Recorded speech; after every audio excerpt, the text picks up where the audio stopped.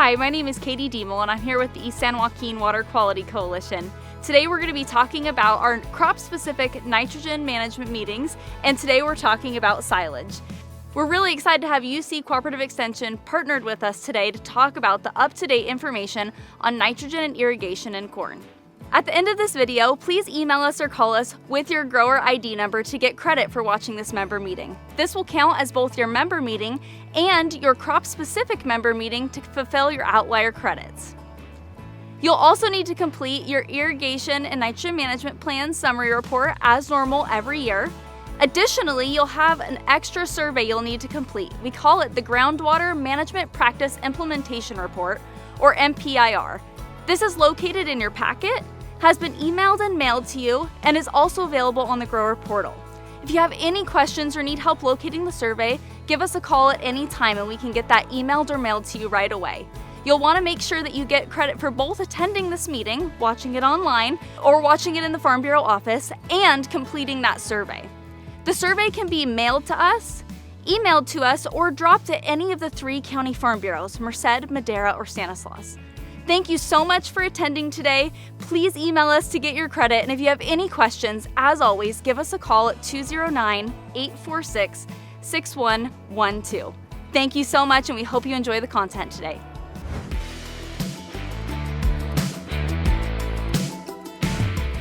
Hi everybody, my name is Giuliano Gaudi and I am the University of California Cooperative Extension Agronomy and Weed Management Advisor in Merced, Stanislaus, and San Joaquin counties.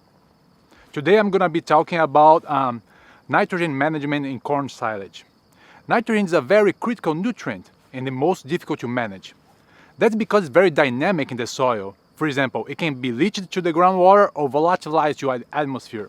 For a profitable silage corn production, supplemental nitrogen is often needed because the nitrogen present in the soil is often not enough to take the crop to harvest. Growers have narrow profit margins and need adequate nitrogen application to save money and protect the environment. Nitrogen application is positively correlated to yield, and usually nitrogen fertilization is based on yield goal, up to a certain point when there are other limiting factors. Keep in mind that nitrogen applied in excess to crop requirement result in nitrogen loss, and nutrients should be applied according to the crop needs and current status of soil fertility. What is the role of nitrogen in the plant? Nitrogen is a major component of amino acids. They are also building blocks of protein. It's also a component of chlorophyll, the green pigment responsible for photosynthesis. Adequate nitrogen availability throughout the growing season helps plant to achieve its genetic yield potential. What about the nitrogen in the soil? Nitrogen exists in 3 forms in the soil: ammonium ions, nitrate ions, which are the main form of nitrogen taken up by the plants, and organic nitrogen. The organic matter in the soil that comes from crop residues, microbe communities, and etc. Organic matter is most of the nitrogen in the soil and it's not readily available. There are different processes happening in the soil that changes the nitrogen forms. For example, mineralization is the transformation of organic nitrogen to ammonium or nitrate through microorganisms. We also have nitrification, which is the transformation of ammonium and nitrate. And we also have immobilization, when inorganic nitrogen is transformed in organic nitrogen. Now I'm going to talk about the irrigation role in the nitrogen management. Well, irrigation water may contain some nitrates. If so, nitrogen in the irrigation water should be accounted in the seasonal fertilization program. Also, irrigation in excess leaches nitrogen below the crop root zone towards the groundwater. So, irrigation efficiency is crucial for nitrogen management, and irrigation should be managed based on the concept of right amount at the right time. Talking about the right amount at the right time, there are the 4 R's concept for nitrogen management: the right timing, the right rate, the right source, and the right place of nitrogen application.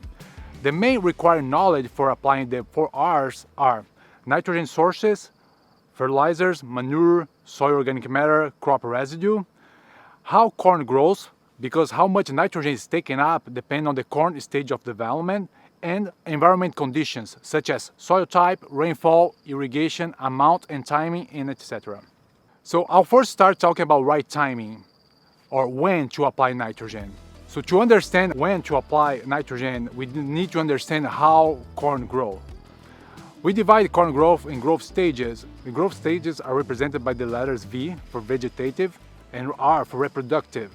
From seed germination to V1, Little nitrogen needed because corn plant can survive up to 2 weeks with only seed nutrients reserves. After seed germination, the first leaf is out of the ground but is not a true leaf. Then the first true leaf with a collar emerges and marks the V1 stage. From V1, seedling will keep adding leaves for weeks, and by V3, when the plant has 3 true leaves with collar, the corn plant is about 4 to 6 inches tall. Here the corn plant starts the transition from seed energy to making energy through photosynthesis, which fuels the process of plant taking up nutrients from the soil. V1 to V3 require little nitrogen, about 5% of the season total. From V3 to V6, plants keep adding leaves, and by V6, the growing point is finally above the ground. Plant growth accelerates, and by V6, 25 to 30 pounds of nitrogen per acre has been taken up by the plants. Early side dress can be necessary only if the soil reserves are not enough to meet crop requirements. This phase is where the things start to get tricky. The recommended fertilizer rates will depend on soil supply, soil type, drainage, crop rotation, yield potential, and manure store history. From V6 to V12, plants will grow fast. At V9, plants will develop a new leaf every 2 to 3 days, and about 25% of the seasonal nitrogen uptake will occur between V6 and V12 in just a 2-week period. Nitrogen is being allocated to year development, and nitrogen status of the crop will influence kernel numbers. From V12 to VT, the plant will reach maximum height and the tassel is visible. The crop is hungry in this period, and about 40% of the seasonal nitrogen uptake will happen between V12 and VT. Then the crop enters in the reproductive stage of development. R1 is when plants are in the silk stage. At R3, kernels begin to accumulate dry matter, and the lack of nitrogen can lead to flower abortions. Even so, nitrogen uptake slows down, and from R3 to R6, little nitrogen is uptaken from the soil. In summary, when to apply nitrogen, early growth stages, emergence to V6, need a small pool of nitrogen available to support root system development. From V6 to V18, which is the stem elongation, nitrogen deficit can cause the plant to lose vigor, stunt root growth, and decrease nutrient uptake, which are factors that impact photosynthesis and yields. This is the phase when most of the nitrogen uptake will take place. We need to match the nitrogen supply and plant demand accordingly to reduce risk of nitrogen loss to the environment. After tasseling, VT, crop ceases nitrogen uptake for 7 to 10 days, and crop shifts from biomass accumulation to reproductive phase. However, nitrogen accumulation resumes during grain fill. Some of the nitrogen used for filling the grain is remobilized from parts of the plant, such as stalks and leaves. Just to exemplify, out of the total nitrogen in the grain, 2/3 come from the soil and 1/3 come from within the plant. The second R is the right amount, or how much nitrogen to apply. Pre-plant soil testing is extremely important because it will tell us the nitrogen pool existing in the soil, and the fertilizer recommendations must be based on real soil data. Amounts of nitrogen should be applied as close as possible to plant requirement. Although highly variable according to each specific field characteristic, the general idea is for every bushel of corn grain requires about 1 pound of nitrogen per acre. For example, if you plan to have a 200 bushels per acre corn crop, we need 200 pounds of nitrogen per acre. Using this rough estimation from germination to VT, tasseling, the crop will require about 70% of seasonal nitrogen, or about 140 pounds per acre of nitrogen. On the other hand, from R1 to R6, the crop nitrogen requirement would be only 30% of the seasonal, which in this example would be about 60 pounds per acre. But remember, in this period, 38% of the nitrogen required will be remobilized from within the plant, and 62% will be taken out from the soil. Please keep in mind as well that these are rough estimations of crop requirements, not fertilizer recommendations.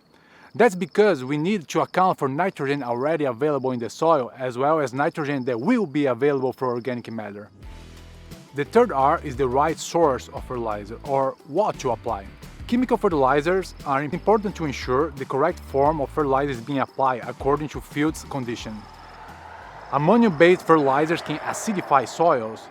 Some examples of ammonium sulfate 20% of nitrogen, ammonium chloride, which is 24 to 26% of nitrogen, and anhydrous ammonia, which is 82% of nitrogen. Another type of chemical fertilizer is nitrate-based fertilizers, such as sodium nitrate, which is 16% of nitrogen, and calcium nitrate, which is 15.5% of nitrogen. They can alkalinize soils. We also have nitrate and ammonium fertilizers combined. Some examples are ammonium nitrate, 33 to 34% of nitrogen, and calcium ammonium nitrate, which is 20% of nitrogen. Lastly, we have the famous urea, 46% of nitrogen. Remember, changes in soil pH alter the nutrient availability to plants. Also, the nitrogen, phosphorus, and potassium ratios are important because additional nitrogen fertilizer will have no effect if phosphorus or potassium are deficient. The most common chemical fertilizers are urea and ammonium sulfate. Now I'd like to talk a little bit about organic fertilizers. They are not readily available to plants when applied. They must be mineralized by the soil microorganisms to become available to plants. How quick the mineralization process happens depends on manure properties, temperatures, soil moisture, and other soil-related aspects. With organic fertilizers, it's difficult to predict the amount and time when nitrogen will be available to crops. This table we can see different manure types and how long nitrogen takes to be available within a given period of time.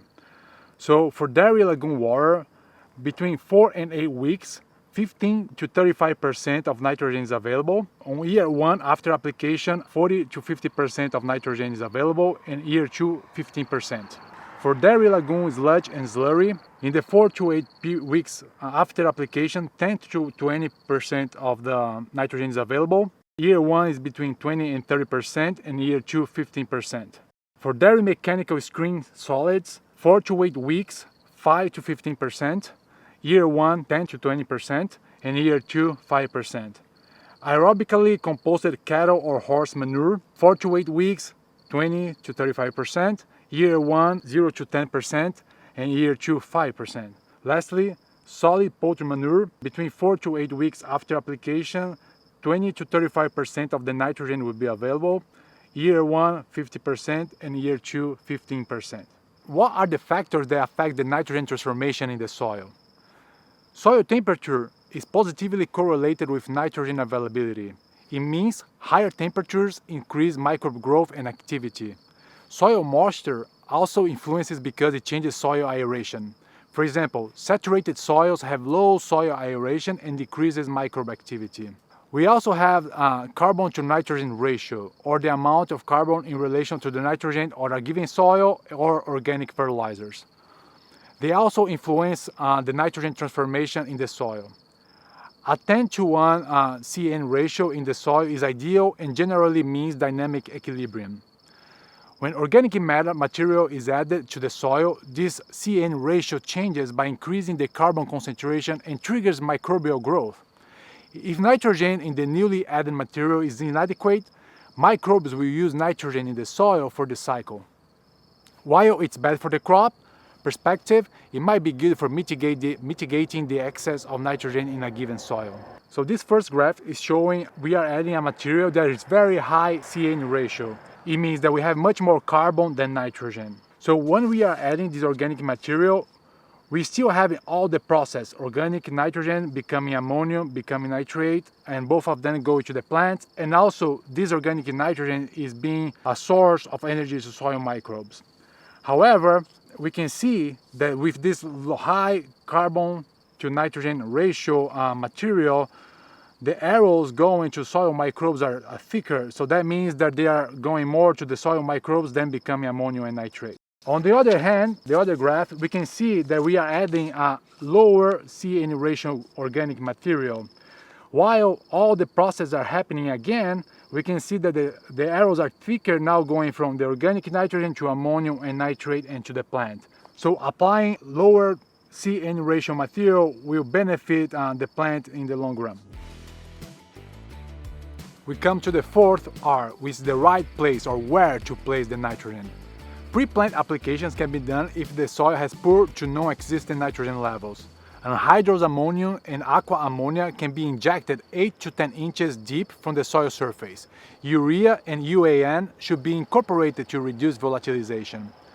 Starter fertilization can be applied at planting 2 inches to the side and 2 inches below the seeds to reduce risk of salt damage. Side dress fertilization is recommended to spoon feed the crop. Banding placement depends on the location of the root zone. From 0 to 6 weeks after planting, banding close to the corn row.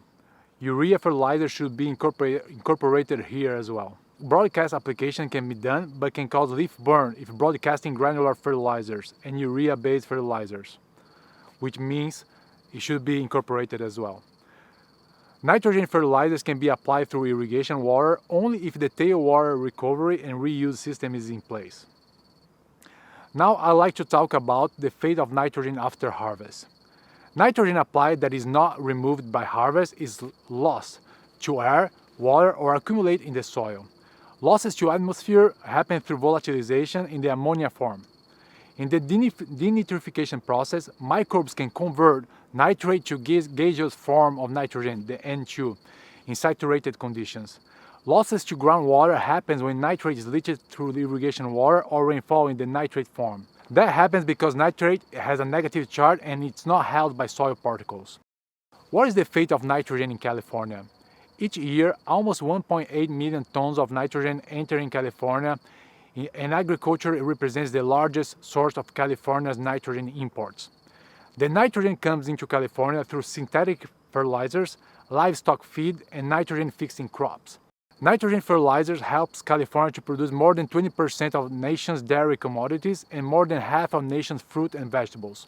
However, vegetables and fruit crops throughout the state use only half of the nitrogen applied to them. All crops matter. How to determine site-specific nitrogen application rate through nitrogen budget? There are 4 steps to do so. First, determine the amount of nitrogen required by corn plants based on the amount of nitrogen removed at harvest. For corn grown for silage, the entire aerial part of the plant is harvested and the yield and nitrogen content in the plant can be used for calculate the crop nitrogen removal. This table shows a scenario where we are harvesting a 30 ton per acre crop with different level of moistures to understand how much nitrogen is removed, assuming we have 1.5 nitrogen concentration in the plant tissue. When we have a moisture of 67%, the yield corrected to 70% moisture is 33 tons per acre, and the nitrogen removed is about 297 pounds per acre. When the moisture of the crop at harvest is 70%, the nitrogen removed is about 270 pounds per acre. When the moisture is 73% at harvest, the nitrogen removed is about 243 pounds per acre. Second, adjust the fertilizer application rate according to residual soil nitrate and the nitrate in the irrigation water. Inexpensive soil nitrate quick tests are available and can be used. For example, when using the nitrate quick test and you get like a 1 part per million of nitrate N in the top 2 feet of the soil profile, it corresponds to 7 to 8 pounds per acre of nitrogen, or 3.5 to 4 pounds per acre per feet of nitrogen in the soil. Third, we have to estimate the availability of nitrogen from organic amendments. Remember that table that I just talked about? And fourth, take in consideration expected losses and inefficiencies. Most losses come from denitrification and leaching. So that's all I had for today. Thank you for watching.